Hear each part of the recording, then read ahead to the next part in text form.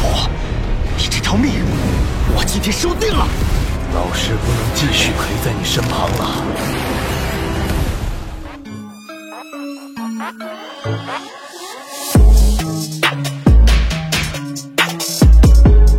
Halo para tetua, para pecinta Battle Tour Defense dimanapun kalian berada. Gimana nih kabar para tetua yang selalu stay dan udah selalu meramaikan kolom komentar? Udah siap kancut dengan perjalanan dari Mang Oyan? Yoi lah, gak usah pakai lama-lama lagi, kita kancut perjalanannya dan selamat berimajinasi.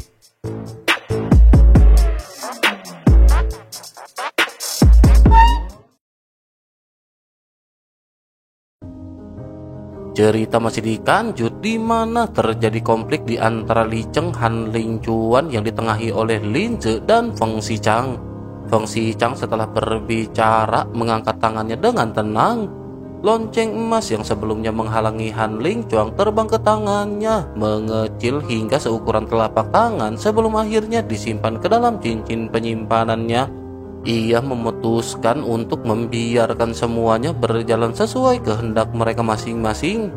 Sementara itu Hang Ling Chuan meski dipenuhi dengan amarah menyadari bahwa bertindak gegabah saat itu hanya akan mengundang kerugian, terlebih karena ia tidak mengetahui bagaimana reaksi Lin Ze dan Feng Xichang. Ia menggertakkan giginya dengan penuh kebencian terhadap kekejaman kelompok itu. Selanjutnya ia membawa rekannya yang terluka parah dan pergi berubah menjadi kilatan pelangi panjang yang menghilang di cakrawala. Sementara itu di sisi lain Lin Ze pada saat ini mengerutkan kening. Ia memahami bahwa menurut perhitungan Feng Xichang dibutuhkan 4 orang setingkat untuk membunuh Raja Kupu-Kupu. Dengan kepergian Hang Ling Chuan, rencana tersebut menjadi lebih sulit tercapai. Saat Lin Ze hendak bertindak, Feng Xichang juga seketika mencegahnya. Ia meyakinkan bahwa membiarkan Hang Ling Chuan pergi lebih menguntungkan karena jika tetap dipaksa bekerja sama, Hang Ling Chuan bisa saja menahan kekuatannya dan malah membahayakan kelompok mereka. Feng Xichang segera memperhitungkan bahwa meskipun mereka pada saat ini hanya bertiga, kemungkinan untuk mengalahkan Raja Kupu-Kupu masih tetap ada. Terlebih lagi, ia juga merasa bahwa kekuatan yang dimiliki oleh Lin Ze luar binasa. Ia menekankan bahwa sebelum membangunkan Raja Kupu-Kupu yang sesungguhnya, mereka seharusnya menyiapkan sebuah formasi besar yang mampu menghancurkannya. Tetapi meskipun begitu, menemukan orang keempat yang bisa bergabung dengan mereka tetap menjadi prioritas utama. Dengan itu Feng Xichang pada akhirnya seketika meluncur turun dari langit. Gelombang energi yang dilepaskannya menyapu seluruh area dalam radius ribuan kaki. Kekuatan yang ia lesatkan seketika menghancurkan semua kepompong menjadi abu. Tanah menjadi bersih dari sisa-sisa kepompong kecuali satu cangkang yang masih tetap utuh. Menyadari kemungkinan bahwa ada seseorang yang tersembunyi di dalam cangkang tersebut, Feng Xichang mencoba mengajak pihak yang ada di dalamnya untuk bekerja sama. Dia pada saat ini berharap mendapatkan tambahan kekuatan untuk melawan Raja Kupu-Kupu. Li Chen dan Lin Ze tampak ragu karena mereka tidak bisa merasakan kehadiran aura lain di sekitar mereka. Hal ini bisa terjadi jika kekuatan pihak tersebut jauh melampaui kekuatan mereka. Semua orang pada saat ini menunggu jawaban, tetapi apa yang mereka tunggu pada saat ini masih tidak terdengar. Li Chen pada akhirnya maju memeriksa cangkang kepompong yang tersisa. Saat ia menyentuh dan menghancurkannya, ternyata tidak ada apa-apa di dalamnya. Cangkang itu hancur menjadi abu tanpa jejak keberadaan makhluk hidup. Feng Xichang pun mengerutkan kening dengan ekspresi yang dipenuhi kekecewaan. Ia menyadari bahwa rencana untuk menjebak Xiaoyan tidak berjalan sesuai keinginannya. Xiaoyan telah menyembunyikan langkahnya dengan baik hingga membuat perhitungan Feng Xichang menjadi meleset. Bahkan kemunculan Xiaoyan yang lebih awal juga di luar dugaannya membuat rencana Feng Xichang berantakan. Tetapi sesungguhnya Xiaoyan sebenarnya berada di dalam kepompong tersebut. Mungkin Feng Xichang tidak dapat merasakan kehadirannya. Ia memahami bahwa Xiaoyan memiliki batu giok tersembunyi membuat keberadaannya sulit dideteksi. Berdasarkan hal itu, Feng Xichang menyimpulkan bahwa Xiaoyan pasti bersembunyi di dekat situ. Mungkin Xiaoyan mengawasi mereka dari kejauhan. Namun saat ini cangkang kepompong yang sudah kosong ini benar-benar tidak memiliki jejak siapapun. Li Chen mulai menunjukkan ketidaksenangannya terhadap Feng Xichang, terlebih lagi karena keterlambatannya sebelumnya. Kecurigaannya pada saat ini menjadi semakin bertambah dan niat membunuh terlihat jelas dalam sorot matanya. Feng Xichang dalam keadaan tertekan hanya bisa menunjukkan senyum pahit. Melihat satu-satunya kepompong yang tersisa, ia menyadari bahwa Xiaoyan pernah berada di dalam bayang-bayang di sana. Namun karena Xiaoyan menolak untuk muncul, Feng Xichang pada saat ini benar-benar tidak memiliki kesempatan untuk menemukan Xiaoyan. Di mata Li Chen dan Lin Ze, sikap Feng Xichang tampak semakin aneh, seolah-olah sedang mempermainkan mereka. Akhirnya karena mereka tidak lagi memiliki pilihan lain, mereka memutuskan untuk bergerak sendiri. Dengan Raja Kupu-Kupu yang sudah pergi, Lin Ze mengusulkan agar mereka mencari jejaknya terlebih dahulu. Sementara itu, ruang sekitar mereka yang sempat rusak perlahan kembali normal. Feng Xichang menilai bahwa jika Raja Kupu-Kupu memang tertidur, maka keberadaannya hanya mungkin berada di satu tempat tertentu. Ia pun melangkah maju, menghunus belati dan menebas udara di hadapannya. Dalam sekejap, ruang seolah terkoyak seperti kertas, memperlihatkan lubang besar, dan dari sana tampak sebuah cangkang kepompong putih utuh. Ternyata Raja Kupu-Kupu tertidur dan tidak pergi jauh, melainkan tetap bersembunyi dalam kehampaan yang baru saja dibuka itu. Untuk membunuh Raja Kupu-Kupu, cangkang kepompong yang sangat keras ini harus segera dihancurkan. Feng Xichang menjelaskan bahwa setelah cangkang tersebut hancur, Raja Kupu-Kupu akan meledak dengan kekuatan penghancur, sehingga mereka membutuhkan formasi khusus untuk menstabilkan ruang dan memungkinkan serangan gabungan. Feng Xichang segera mengangkat tangannya, melepaskan batu-batu roh untuk membentuk formasi yang dengan cepat menyebar dan membentuk garis-garis energi. Selanjutnya, sebuah formasi pada akhirnya tercipta dalam waktu singkat. Formasi tersebut merupakan formasi kehampaan yang kokoh yang dapat menstabilkan ruang agar tidak mudah runtuh. Namun Feng Xichang tidak mampu mengaktifkan seluruh kekuatannya sendirian. Karena itu mereka semua harus bekerja sama dan menyalurkan kekuatan keabadian ke dalam formasi tersebut untuk memperkuatnya. Tanpa banyak bicara, Lin Ze menjadi yang pertama yang menuangkan kekuatan keabadiannya. Diikuti oleh Li Chen, ketiganya lalu bersama-sama mengerahkan kekuatan mereka. Berkat gabungan kekuatan keabadian mereka, formasi itu meledak dengan cahaya yang luar binasa. Feng Xichang lalu mengangkat tangannya dan mengayunkannya, menyempurnakan formasi tersebut. Formasi itu berubah menjadi sebuah matriks besar, memancarkan cahaya hingga langit, mencakup seluruh ruang di sekeliling mereka. Seperti sebuah sangkar raksasa, formasi itu kini siap untuk mengurung dan menghabisi Raja Kupu-Kupu. Semua mata tertuju pada kepompong Raja Kupu-Kupu. Butuh kerjasama dari 3 orang untuk memecahkan kepompong tersebut hingga akhirnya terbentuk sebuah lubang. Gelombang suara dengungan yang keluar dari dalam kepompong menyebar luas, seolah-olah Raja Kupu-Kupu tengah murka hebat. Feng Xichang, Lin Ze, dan Li Chen berusaha dengan keras untuk bertahan. Dengan kekuatan mereka masing-masing, mereka menahan serangan gelombang suara yang membuat tubuh dan jiwa mereka terasa bergetar hebat. Cangkang kepompong akhirnya hancur, memancarkan kilatan cahaya biru yang membuat seluruh ruang tampak seolah-olah retak. Namun formasi ruang yang telah diatur sebelumnya oleh Feng Xichang pada saat ini tampak tetap kokoh dan tidak rusak. Feng Xichang mengambil tindakan pertama dan sebuah pedang panjang muncul di tangannya dan seluruh kekuatannya dituangkan ke dalam pedang tersebut.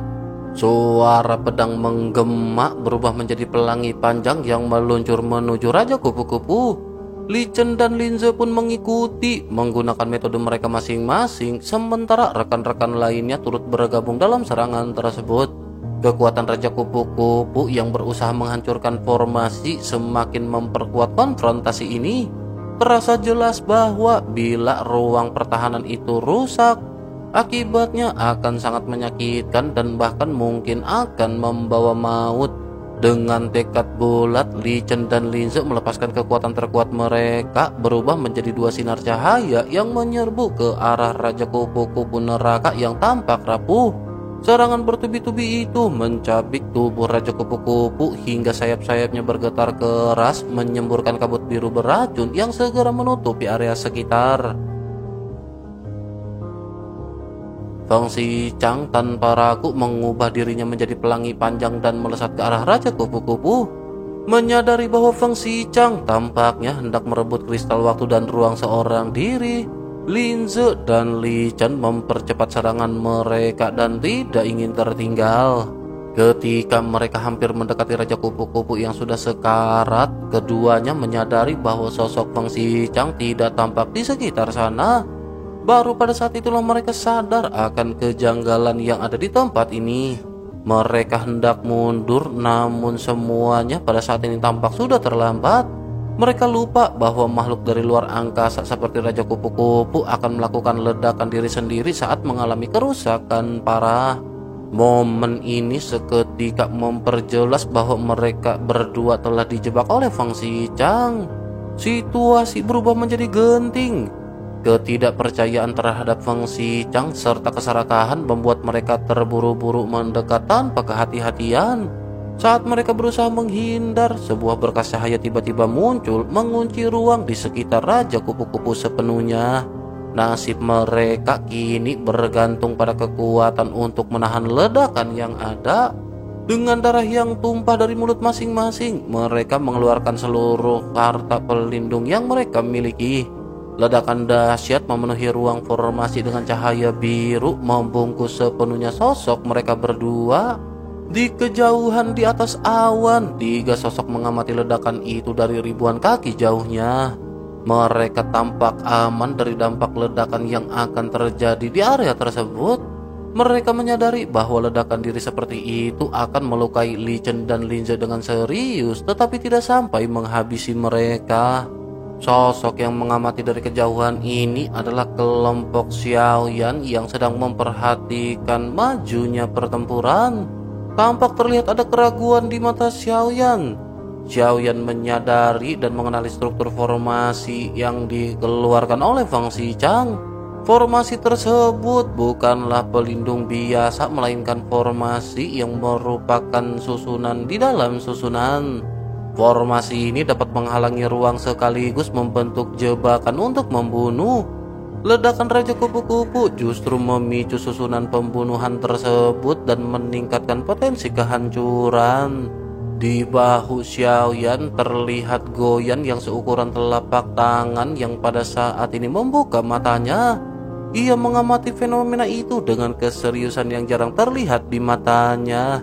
Goyan juga pada saat ini mengangguk membenarkan apa yang baru saja disebutkan oleh Xiaoyan. Selanjutnya di pusat pertempuran, ledakan dahsyat pada akhirnya menggema ke sekitar. Energi yang dipenuhi dengan kekerasan pada saat ini menyelimuti semua orang. Dalam kekacauan itu, Feng Xiqiang menoleh dan melangkah maju. Di matanya tampak ada keganasan yang belum pernah terlihat sebelumnya, seolah-olah ia telah berubah menjadi sosok yang sama sekali berbeda. Sisi tergelap dirinya yang selama ini tersembunyi akhirnya muncul di permukaan. Bersama rekan-rekannya, Feng Xiqiang menyerang para musuh yang tersisa secara bersamaan. Di antara banyak orang di tempat itu, kekuatan Feng Xiqiang benar-benar tampak melonjak. Dua wanita di sisinya juga memamerkan kemampuan beracun yang mematikan. Pertempuran itu berakhir dengan separuh musuh terbunuh dan separuh lainnya melarikan diri. Tetapi meskipun mereka berhasil melarikan diri, separuh di antara mereka yang berhasil kabur telah diracuni. Tanpa membuang waktu untuk mengejar sosok-sosok ini, Feng Xiqiang mengarahkan pandangannya ke tengah formasi. Ia tahu bahwa inilah saatnya ia bergerak. Setelah menghabisi Raja Kupu-Kupu, ia akan mendapatkan semua kristal waktu dan ruang yang ia incar. Pandangannya dipenuhi dengan nafsu karena semua ini telah lama ia rencanakan. Sementara itu di sisi lain, Xiaoyan hampir seluruhnya bertindak sebagai penonton. Setelah sempat menarik perhatian Raja Kupu-Kupu di awal, Xiaoyan menghilang meskipun tetap saja menyebabkan banyak keributan di antara orang-orang di sekitar. Di tengah kegilaan ambisinya, Feng Xichang dengan cepat menyapu pandangannya ke sekeliling dan yakin bahwa Xiaoyan masih berada di dekat situ. Selanjutnya ia meraih udara dan beberapa sinar dingin melesat keluar dari formasi sebelum akhirnya mendarat di telapak tangannya.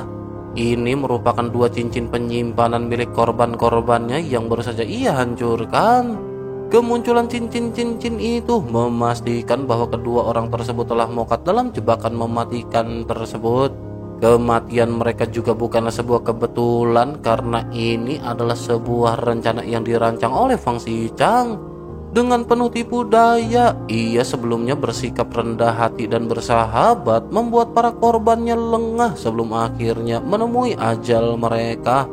Feng Xichang sesungguhnya sama sekali tidak peduli pada nasib mereka. Fokusnya hanya pada satu hal, yakni mendapatkan kristal waktu dan ruang. Ia bahkan tidak menyempatkan diri memeriksa isi cincin tersebut, melainkan segera mulai mengganti segel tangannya. Ia menyiapkan formasi teleportasi jarak pendek. Ia berpikir bahwa menghadapi Xiaoyan saat ini bukanlah pilihan dan melarikan diri adalah satu-satunya jalan. Sementara itu di pusat formasi, Raja Kupu-Kupu mulai meledak dengan cahaya yang menyilaukan, menyemburkan kristal-kristal berkilauan. Feng Xichang segera mengaktifkan teleportasi dan dengan sigap ia menjulurkan tangannya ke pusat formasi merebut kristal waktu dan ruang yang agung. Di hadapannya kini ada 5.000 kristal ruang dan waktu dan ini merupakan jumlah yang luar biasa. Kegembiraan Feng Xichang seketika memuncak. Kristal-kristal ini bukan hanya kunci melakukan perjalanan antar lipatan ruang dan waktu, tetapi juga untuk membuka lebih banyak harta karun rahasia bintang.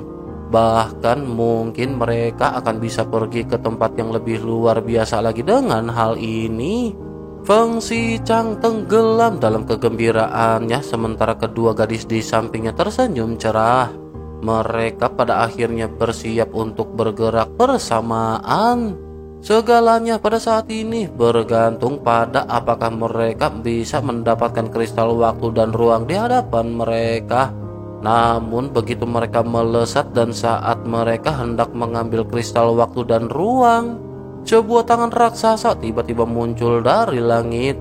Tangan tersebut nyata, bukan ilusi, dan segera meliputi kristal waktu dan ruang bersama dengan Feng Xichang.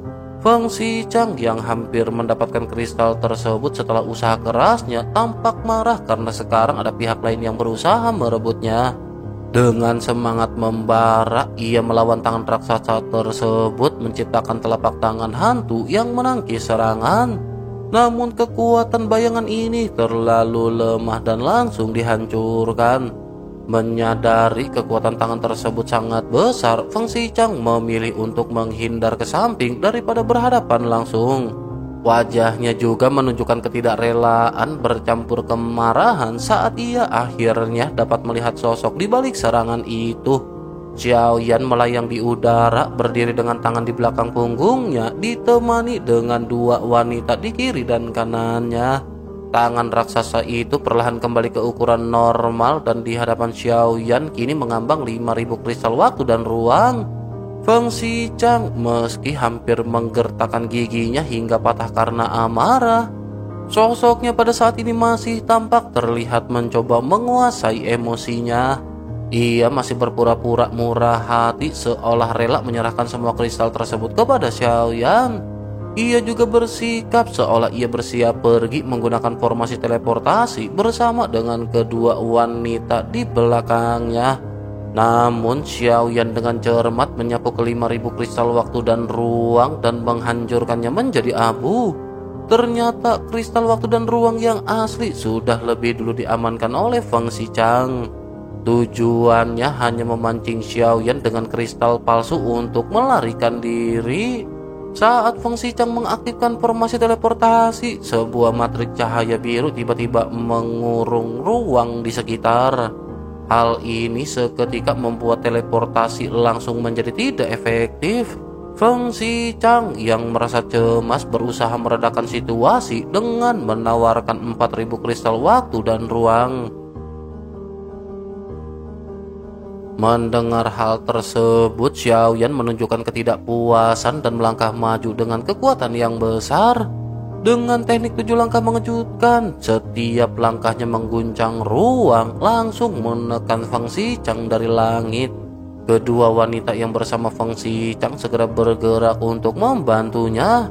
Salah satu dari mereka memanggil ular putih yang berubah menjadi ular piton, menyemburkan racun hitam kehijauan, sementara wanita lainnya mengandalkan katak beracun yang melepaskan cairan putih dari tubuhnya. Racun dari keduanya membentuk rawak besar di udara yang mencoba menahan serangan Xiaoyan. Feng Xichang menyadari tidak ada jalan keluar dan bahwa Xiaoyan berniat membunuhnya. Akhirnya membuang semua ekspresi damainya.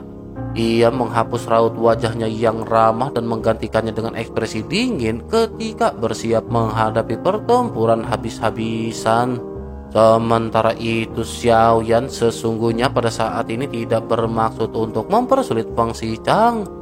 Namun ia meyakini bahwa Feng Xichang telah berbohong kepada Xiaoyan sebelumnya. Jika dugaannya benar, maka jumlah kristal ruang dan waktu yang dibutuhkan untuk mencapai lipatan ruang dan waktu berikutnya tidak hanya ada 1000 per orang. Sepertinya jumlah yang dibutuhkan jauh lebih banyak daripada apa yang diperhitungkan. Tidak ingin lagi membuang waktu, Xiaoyan pada akhirnya segera mengeluarkan kekuatannya. 9 segel bintang berkilau di antara alisnya. Tubuhnya seketika meledak menjadi kabut berdarah di tengah kilatan petir. Selanjutnya tubuhnya membentuk kembali sosok raksasa setinggi 1000 kaki, memperlihatkan wujud asli dari dewa asli. Feng Xichang yang berpengetahuan luas mengenali keberadaan dewa asli tersebut. Namun seperti kebanyakan orang, ia tidak dapat menyembunyikan keterkejutannya. Ras kuno yang seharusnya telah lenyap bersama dengan waktu ini benar-benar muncul di hadapan Feng Xichang. Merasakan krisis hidup dan mati yang belum pernah dialaminya, Feng Xichang segera bertindak. Dengan sebuah tepukan di dadanya, ia memecahkan segel yang tersembunyi, membuat auranya melonjak drastis. Ia menyadari bahwa memasuki dunia sensi dengan kekuatan tingkat ketiga tidaklah semudah yang dibayangkan. Ia harus bersiap menghadapi situasi berbahaya dan semuanya harus direncanakan dengan matang. Aura Feng Xichang membumbung tinggi, memancarkan tekanan yang bahkan dapat dirasakan oleh Xiaoyan. Ternyata Feng Xichang telah menyembunyikan kekuatannya sedari awal. Meskipun ia belum mencapai langkah keempat, 8 sinar cahaya yang berputar di sekelilingnya menandakan bahwa ia telah menguasai 8 macam kekuatan sumber. Dengan begitu, maka dapat dikatakan Feng Xichang berada di langkah ketiga dengan 8 sumber. Namun meskipun begitu, ancaman dari Feng Xichang ini tidak membuat Xiaoyan gentar. Meskipun tubuh asli Xiaoyan baru saja memahami 1 sumber, kekuatan tempurnya yang dipadukan dengan klon dewa asli sudah cukup luar biasa. Selama masa pelatihan terakhir, kekuatan klon dewa asli Xiaoyan juga telah meningkat pesat, jauh lebih kuat jika dibandingkan dengan sebelumnya. Dengan tubuh raksasa setinggi 1000 kaki, Xiaoyan mengangkat jarinya dan mengalirkan cahaya keemasan. Jari itu sebesar gunung, mengandung kekuatan mengerikan dan diarahkan langsung untuk menghancurkan Feng Xichang. Menghadapi serangan itu, Feng Xichang segera membentuk segel tangan yang kompleks. Sebuah formasi bundar muncul di depannya, membesar hingga ratusan kaki. Formasi itu berubah dengan kecepatan tinggi, lalu sebuah retakan muncul di tengahnya, memuntahkan bayangan hitam yang tak terhitung jumlahnya, yang kemudian bertabrakan dengan serangan jari pembunuh bintang milik Xiaoyan. Suara ledakan bergema keras ketika bayangan-bayangan tersebut meledak satu demi satu. Meskipun begitu, serangan Xiaoyan sempat tertahan untuk beberapa saat. Namun ancaman belum berakhir dan sebuah sosok besar seperti meteorit yang terbakar melesat ke arah Feng Xichang. Xiaoyan pada saat ini menyerang ke arah Feng Xichang dengan tinju yang berkobar. Feng Xichang pun seketika segera bertindak. Ia menangkap 8 sinar kekuatan di sekelilingnya dengan telapak tangannya sebelum akhirnya menekankannya ke udara. Ia memanfaatkan kekuatan 8 sumber yang telah ia kuasai di dalam pertempuran. Ia berusaha menghancurkan kekuatan fisik lawannya, mengandalkan kekuatan gabungan yang luar binasa. Melihat situasi yang semakin memanas, dua wanita sebelumnya yang berada di dekat mereka pun seketika mundur. Pertarungan ini telah melampaui kemampuan mereka untuk ikut campur. 8 kekuatan sumber itu pada akhirnya bersatu membentuk serangan yang lebih dahsyat untuk menghancurkan Xiaoyan. Kekuatan aturan besar yang mengandung berbagai kekuatan sumber bergabung menjadi satu. Itu membentuk pukulan yang luar biasa kuat dengan Feng Xichang sebagai pusatnya. Feng Xichang yang mengira Xiaoyan tidak memiliki kekuatan sumber tidak menyadari bahwa jantung api 3 warna yang menyala di tinju Xiaoyan justru merupakan salah satu kekuatan sumber paling mendominasi. Selain itu, kekuatan fisik dari klon dewa asli yang dimiliki oleh Xiaoyan juga merupakan bagian dari kekuatan asal usulnya. Tinju Xiaoyan yang dibalut oleh api 3 warna tampak tidak memiliki gerakan khusus, melainkan mengandalkan kekuatan dahsyat dari lengan peledak dewa. Sebuah ledakan keras terdengar saat tinju itu menghantam, membuat pandangan Feng Xichang menjadi gelap seketika. Dalam keadaan genting, Feng Xichang mulai merasa cemas karena bala bantuan yang ia harapkan pada saat ini belum juga tiba. Selain itu, ketenangan yang ditunjukkan oleh Xiaoyan sebelumnya ternyata hanyalah sebuah kepura-puraan. Sejak awal, Xiaoyan telah menyadari ada yang tidak beres dengan sikap Feng Xichang. Sementara itu, di tengah bayangan yang tersisa dari ledakan Raja Kupu-Kupu, klon dari jangkrik emas pada saat ini muncul. Meskipun ledakan dari Raja Kupu-Kupu mulai memudar, kekuatannya masih tersisa. Klon jangkrik emas memanfaatkannya dan melahap energi sebanyak mungkin. Di dalam ledakan yang menghilang perlahan, 2 orang yang dijebak Feng Xichang untuk membantu ternyata masih sanggup bertahan. Meskipun tubuh fisik mereka hancur, pada saat ini mereka tampak masih bisa berdiri. Linze menggunakan tubuh mirip boneka, sementara jiwa Li Chen bersembunyi dalam sebuah kompas. Mereka melarikan diri ketika formasi pertahanan gagal karena jiwa mereka masih ada dan memungkinkan mereka untuk membentuk tubuh baru di masa depan. Pada saat ini tampaknya tidak ada di antara mereka yang memiliki keinginan untuk membalaskan dendam karena mereka sedang terluka parah. Sementara itu, kembali ke Xiaoyan yang merenung dan menebak tujuan Feng Xichang. Xiaoyan menduga ada pihak lain yang mengincarnya dan bahwa Feng Xichang sudah merencanakan segalanya untuk menahan Xiaoyan. Namun siapakah sebenarnya yang ditunggu oleh Feng Xichang yang masih menjadi misteri bagi Xiaoyan? Satu-satunya pihak yang memiliki dendam tak terampuni terhadap Xiaoyan hanyalah Mansion Surgawi. Meskipun begitu, ini adalah kali pertama Xiaoyan menginjakan kaki di kawasan misterius ini. Dengan begitu, Xiaoyan tidak yakin Mansion Surgawi sudah sampai di tempat ini terlebih dahulu.